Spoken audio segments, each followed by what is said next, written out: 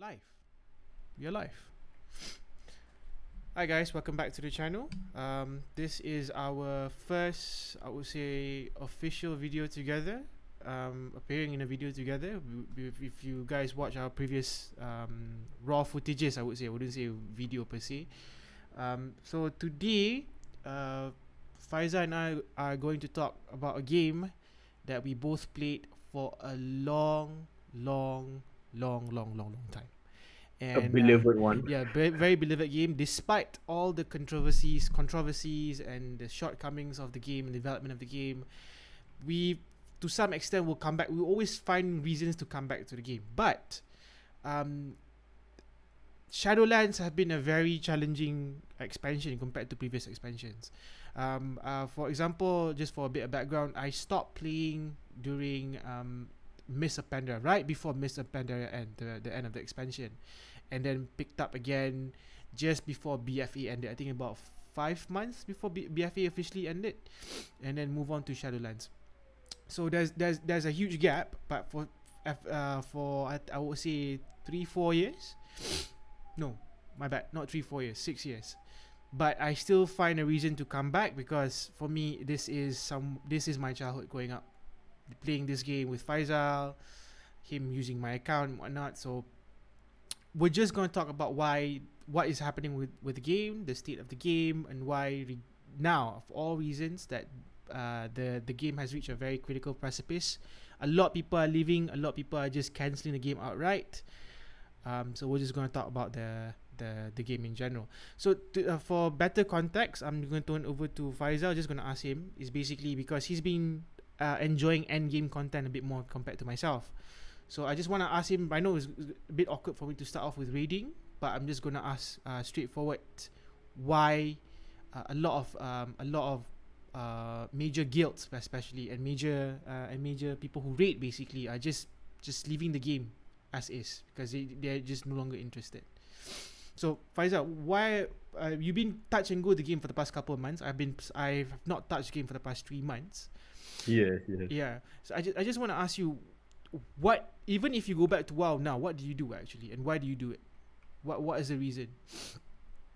Well, we played on a RP server, right? Yeah. Right now, we Yeah. play on RP server. So yeah, it's kind of a weird choice at start because the server started as a RP PvP server. Uh-huh. Okay, so it's kind of a high server at the start, and then it goes to medium, and now I believe it's low. Very low. Then ever since LFG come in, it helps a lot. The grouping helps a lot lah by for the low population. So right now I mainly focus on the non end game content. Yeah, like achievements, achievement collecting, Okay. and then Mm. pet battles, Pat little bit of battles. that, and then probably just collecting, collecting. And my main focus probably making more goals. Making more goals. Oh, Oh yeah, that's what yeah, you do. that and then teach people. Yeah, just enjoy different aspect of the game instead of focusing on any games. Mm. Yes. The, And all right, go on. no, go on. Mm. Okay, so when it comes to grouping, right? Okay. When it comes to grouping, the group system is there, but the social aspect kind of Very died down. yeah, very Ah, monotonous, right? You just join a group and then you leave. You join a group, you leave. There's no much interaction. there's no like there's less social interaction Mm. between players between back in the days Mm. and nowadays, Mm. because all you do, you join in, and then that's pretty much it. You do your job, and then people leave. People leave. Probably say thanks at the end. Yeah. So the whole process becomes somewhat like a factory line. Like you just enter the thing, enter the process, you get Just groups. so you can finish up your dailies or your checklist or whatsoever of the day. Yeah, unless you play with friends, that might change a little bit. Might change a little bit. Okay. Yeah, you find a little bit of enjoyment, if you're in a big guild or people that do talk in, outside of the game. Outside of the game, Then yeah. yeah, they do different activities in Mm. there, so it's fine.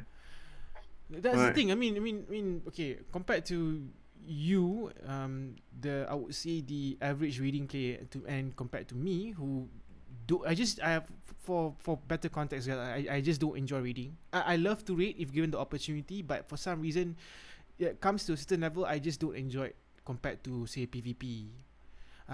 But that's the different dynamics. Faizal love end game content. I love PvP to the max. But I just don't find any enjoyment to reading, because there'll come a point where everything is very like monotonous, like very automated.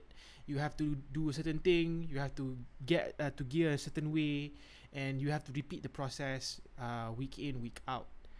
Some people like that sense of progression, but for me, it can get very a bit too much sometimes, because you don't break from the cycle.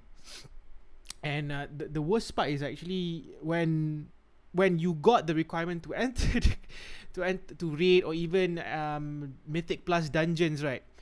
And you think, like for me, I think I got things down, the fights, especially if you have mods like Deadly Boss, which Knowledge, you have the knowledge. the Yeah. fight knowledge, yeah, exactly.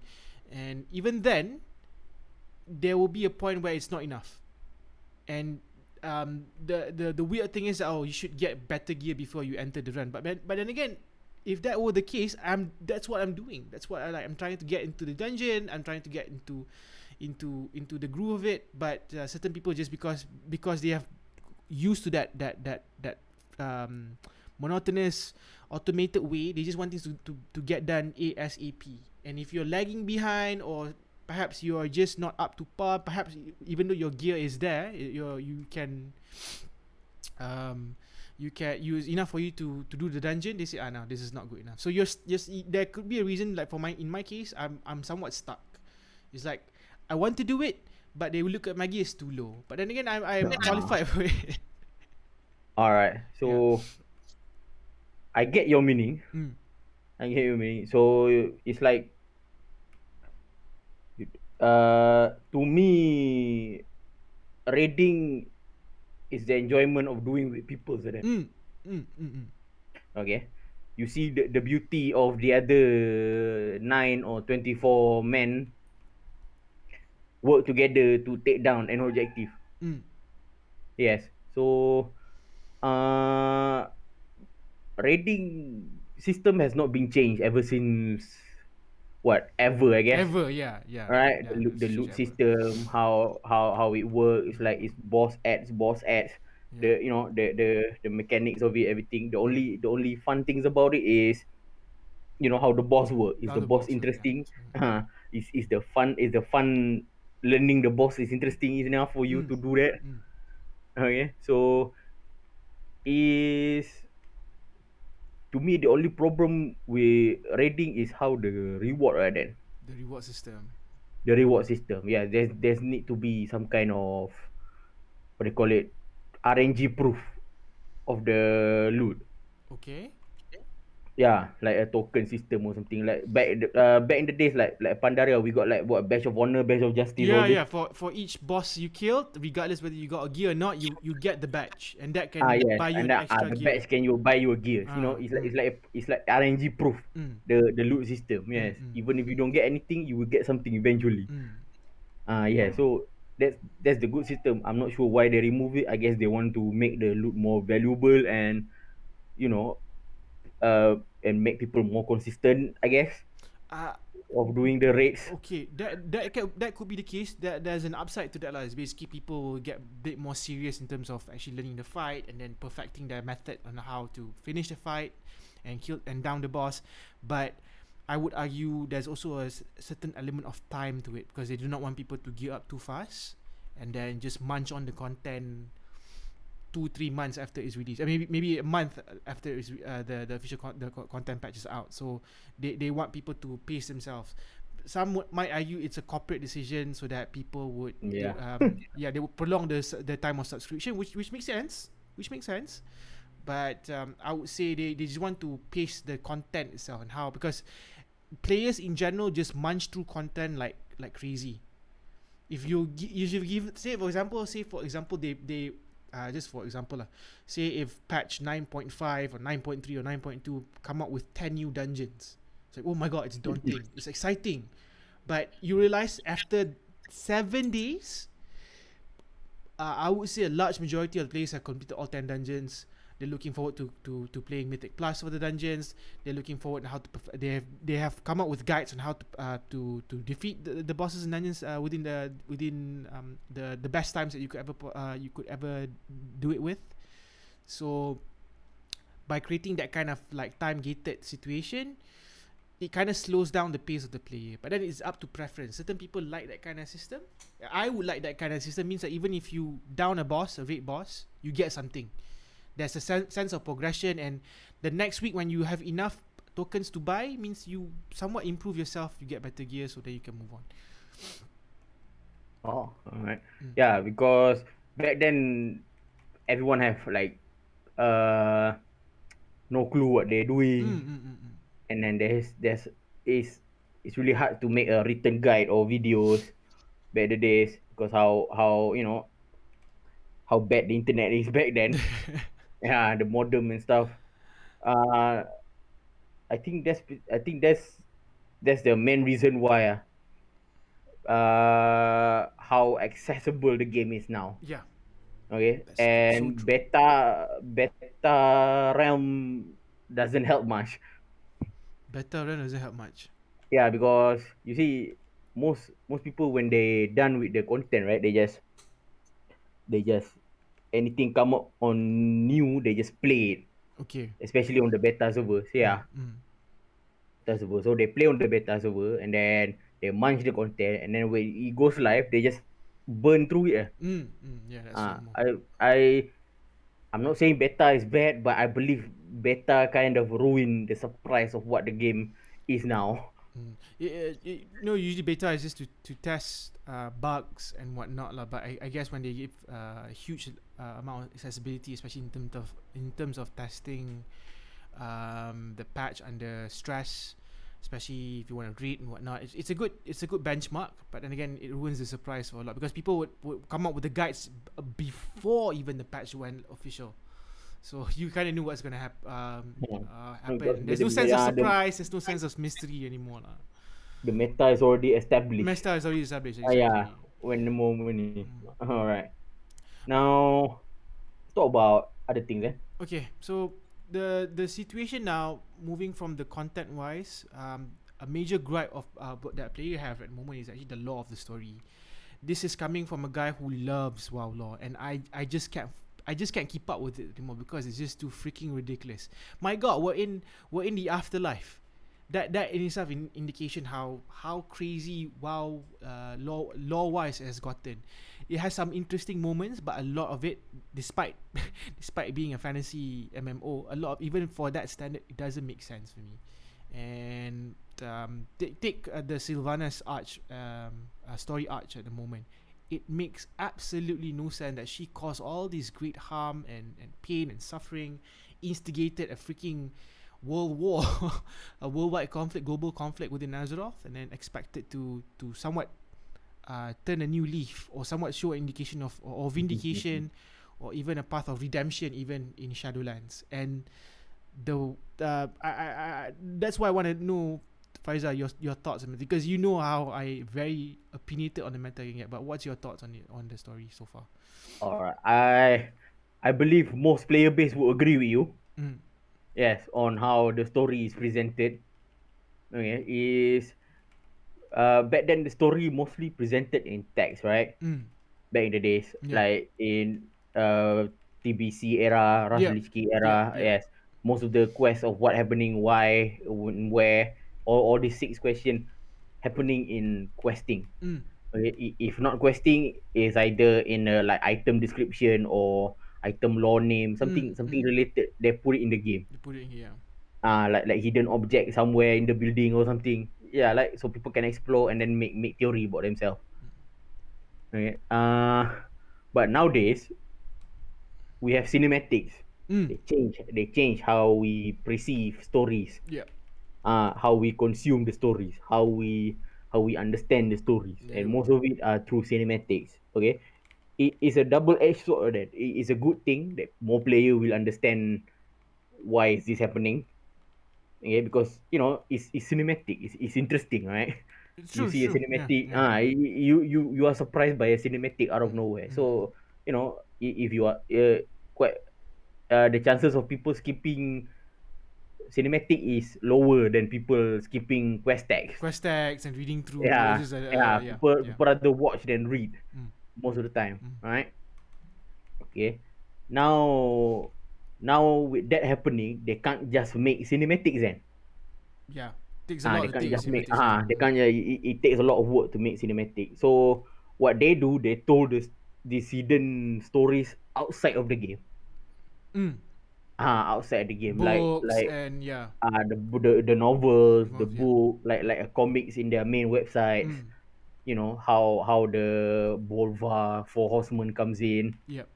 how they arise, and then a story about Sylvanas working with Hela, how she was forced to work with the jailer out of nowhere, right? So people who miss out on this, the what do The you call it, stories lah. story gap, Mm. the story gap. Okay, yes, they will get frustrated. I also will do. I also will have the same feeling if I miss this kind of interesting facts. You know, especially is really like is integral to the part of the story. Story. Yeah. Because people need to know why she become like this. Why is she why are we suddenly in Shadowland already? Yeah, right. It's Yeah, too soon. Mm. yeah, that's what I say. Mm. We gone from uh celestial level, like what do you call it, legion, Yeah, right? Celestial Legion. Yeah, level. yeah. Celestial level. Like alien Mm. invasion to terrestrial level there. This is celestial already. We are talking about the first one. We are talking about the jailer. We're talking about the secrets of the world. Things moving too fast. Too fast. And I mean, I'm not sure what their plan is, but um, I really not sure what's their plan Yeah, is really. that's the thing. Because at the end of the day, it's like, players are asking, where are you going with this story? I mean, there's a lot of unanswered question, even from the Legion. You know, every expansion there's a lot of unanswered questions.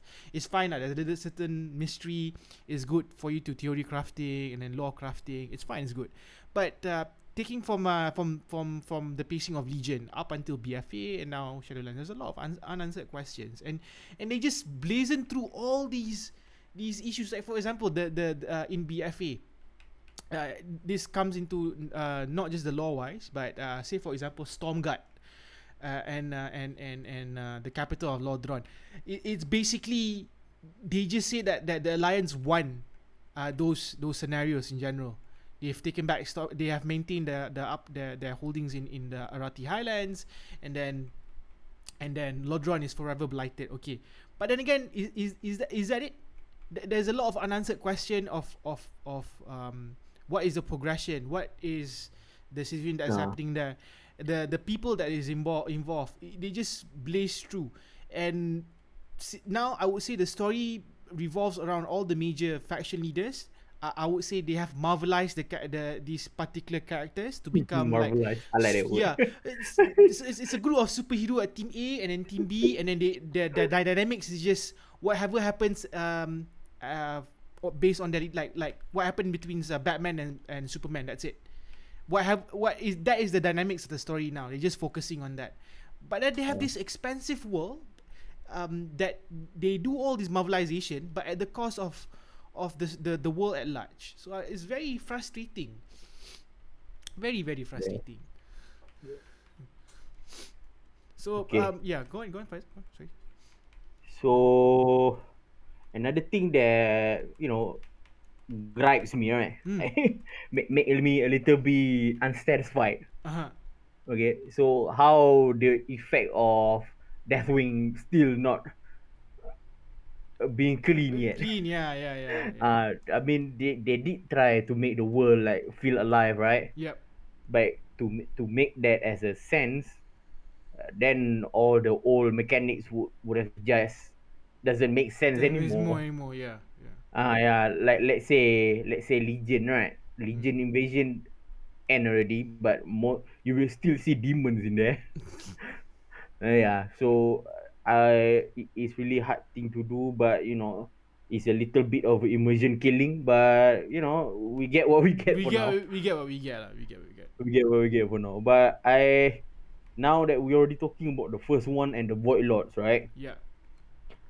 Okay, the Void Lord. The Void Lord is interesting. I would say the Void Lord is interesting because the first one create lights and the void, and then whoever win the war get to control the whole. Yeah. Basically the first one already give up on this world. So I'm not sure what's Jailer main intention is. Either to take down the Void Lord or be the Void Lord himself. Be the void. I'm really not sure where the story go. I like to theory crafting, but that's too much because we're moving too fast. Moving too fast. Yeah, exactly. Moving too A fast. lot Yeah. of unanswered questions. What happened to the uncut content of Drano? The Drano also have, you can make Oh my your own god, video. now you remind me. Yeah, we can make a whole video just what the hell happened at Warlords Adreno. It's such a weird way how they end it. Just they close the story just like that. Oh, basically Dreno is poisoned by the arrival of the Naru or something of the sort. And then the pocket dimension close. What so that's it. That's how that Marvelization again. They just close the story as just like that. Just to move on to the next expansion. Like no. The Marvelization what Gul'dan, right, at that time. Marvelization of all the major characters, Gul'dan. And, oh my god. The Doctor Gul'dan Doom and kind of Khadgar. character. Yeah, Khadgar. Alright. I think that's it, Is it? Is there anything more? Okay, yeah, just wanted to ask because you delve into the WoW economy much more better than I am. I in terms of making goal, I get what I get. I get what I get. Like, I just get what I get. Okay, in terms of the economy, I understand. It's just that I don't commit too much time in terms of like in terms of what's this goal making or trading or grinding, farming, all the sort. But I just wanted to ask now with the low population server, what is happening with supply and demand within the market, especially within our server, the Maelstrom server, and how does WoW token actually, in my personal opinion, aggravates boosting services, whether that's a good or bad thing. What's your take on that, Faizal? Okay. When WoW token first came, okay, it doesn't seem much of a threat. Right? It's just seeing as another option for you to, get a free playtime on your account. Okay, you grind for goals, and then it inspires a lot of other players to farm a proper goal making. Yeah. Okay, but over the time when the value has increased, the value of that thing, because one token equals $20, I believe. Yeah, $20. Yes, okay. And right now is 200k gold, 200,000 I believe. 200,000 per token right now. 200,000 per token, yeah. Okay, so when people have access to this kind of trades, you buy token, and then you sell the token, and then you get the gold. And then by using that gold to buy gears and boosting, it helps the player, Blizzard, and the boosters in some ways. Okay, positive and negative ways. Okay, positive and negative way. The negative way is that you see most of the end game content are being cleared by boosters. Yeah, that's a given. That's a given. Okay, cleared by boosters. So, and the other negative is that it create this mentality that the only way for you to be acceptable to end game content is for you to be boosted first to be accepted. Yeah, okay. Understand. Yes, okay. Alright. I give you an example. Okay? Let's say this guy boosted for mythic raiding. Okay, he buy a bunch of token and then paid around 1 million gold for a full mythic raid run. That's about $100 lah. In token terms, yeah, okay. Yes, somewhere around that. I believe the ratio is there. Yeah, the convert rate. The convert rate is there. How people usually charge. when they ask for gold only, right? Yeah. Around they ask for 1 million, and then afterward you can just join. Pretty much you have the achievement, and then pretty much you can join any raid you want. You bypass the requirement. So you can see this effect already on classic server. Classic servers. Yeah, Okay. classic servers. Okay, unless you have a proper gear that you are being boosted by a mage, you can't join a raid. You know, I'm very tempted at one point of time, just like maybe I should just farm gold and then get a bit of gold and then engage in boosting services as well. But what's the point? Because one, economic optimization, trade optimization. I could do it, but I'm lazy. Simple as that.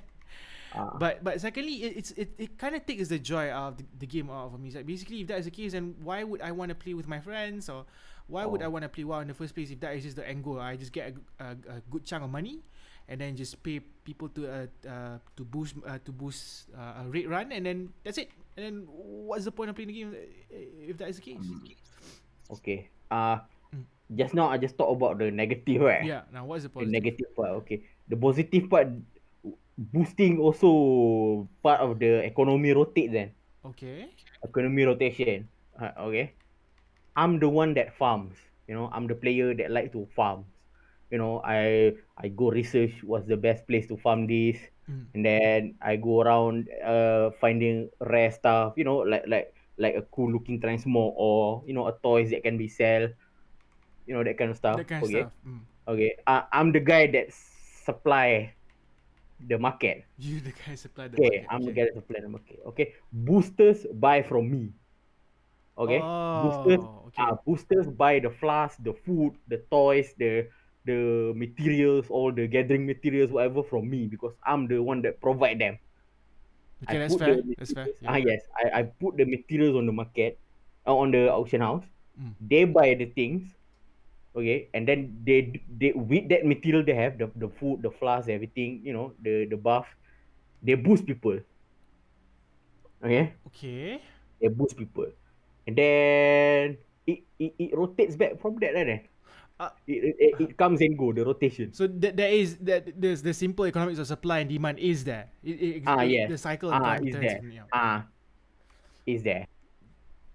But So yeah lah, how often do they? I mean, like how sorry. often do people Go engage on. their services for them to rate consistently every week?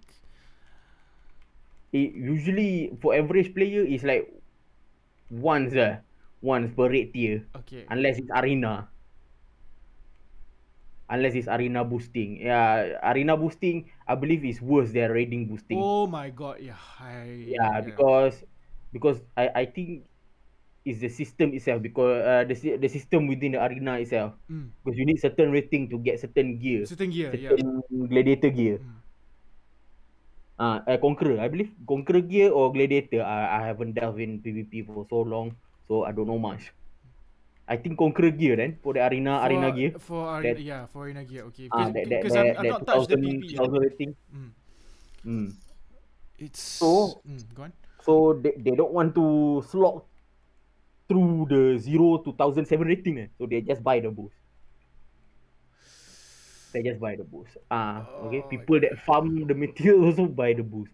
Yeah, I mean, as long as they don't buy it from the shady part of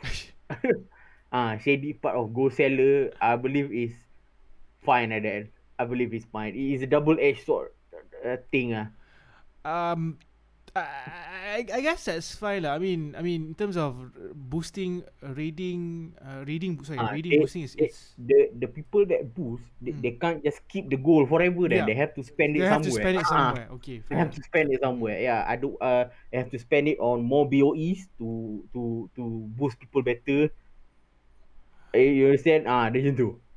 They buy BOEs, like 300,000, 400,000 BOEs, or buy more legendaries, to boost people better. So, but plus, demand for boosting quite less and less than for raiding nowadays. Why is that the case? I mean, is it Okay. One thing is people have realized raiding doesn't get them anywhere anymore. It's just Doesn't. Yeah. Okay. yes, because uh doing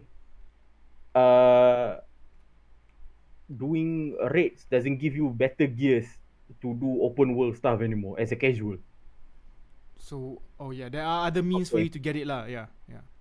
Okay. I'll give you an example. Okay. Well, what patch it is right now? Is it 9.1, right? Yeah. Okay. There's a Cortia armament, right? Yep.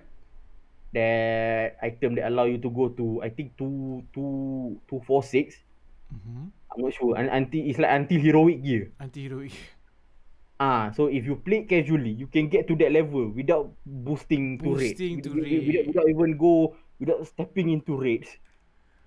You know, without doing any raid whatsoever, you can just play casually every week and you get the same reward. Plus you don't even need that amount of higher item level to kill open world mobs. Mm. They kind of Ah, streamline the gear ah. gear So progression. the Yeah. higher demand for boosting probably for arenas then. Arenas. Only for arenas. But Yeah, I've never I've seen a engaged. lot of Yeah. I've seen a lot of boosting arena. You can see right now on your game if you Mm. press O, Mm.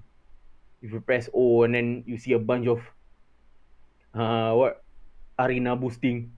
But raiding is quite less and less. Reading is quite less and less. I mean, Mm. yeah, arena boosting. I know even before Shadowlands and whatnot, it was just nuts. It was just Ah, crazy. surprisingly, Mm. boosting even exists before WoW token exists. Yeah, yeah, yeah. Yeah, You pay right. real money So for it lah. it's just that being notified more nowadays because how easy it is to get goals. It's not notified. It's even encouraged by Blizzard to do it. You should like. Yeah, lah, Uh, because it helps the economy a little bit. mm, Because if one guy have too many goals, it's gonna break the economy. yeah, you have that they have to introduce some sort of goal sync to the situation. Yes. So that's interesting. I mean, okay. That's the I would say short talk about we have about WoW at the moment. For the time being.